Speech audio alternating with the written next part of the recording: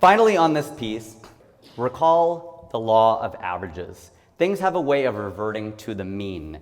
At the University of Cincinnati, materials engineering, I remember I got a B in my mechanics class, and there was no plus-minus system at the time. I was so pissed off. I really wanted an A. I got an A in fluid mechanics, and that made me so happy because I worked so hard in that class. I got an A, I was so happy. I got a B in mechanics. It was mechanics 2. I was so angry about it. And I marched into Dean Young's office, and I told him, I should have had an A in this class. He was a very calm man, and he looked at me, and he goes, okay, maybe you should have had an A in this class.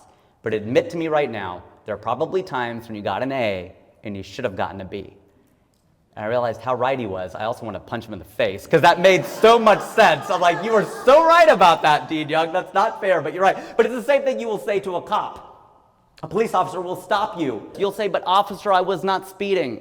And most police officers will look at you and go, well then fine. This ticket is for every other time that you were. Now, applying for a job, this probably belongs more in the collegiate section than the pro section, but I thought this was interesting.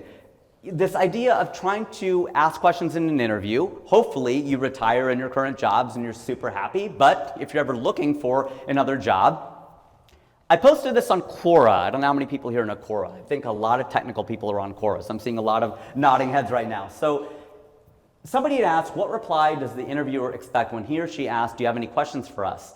And I posted, the last 5 people who have held this position, where are they now? Hands down, the best question I've ever heard. I wish I could remember the source so I could attribute. Of course, if it's a new company or role, there may not be 5 people, but you get the point. I've now asked it myself a number of times, and it impresses the heck out of the interviewer, as it's almost always a stumper. From my perspective, nothing is more important than this information, because it tells you where the role leads. I want to know if the last few people got promoted, were fired, changed departments, went back to school, or slept with the boss's spouse. Okay, I'm kidding on that last point, but seriously, what is more important than this? It has, what, 700,000 upvotes, or views, I guess, 6,000 upvotes, 700,000 views.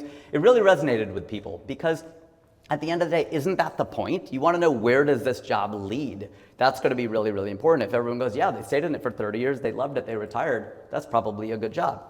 Potentially.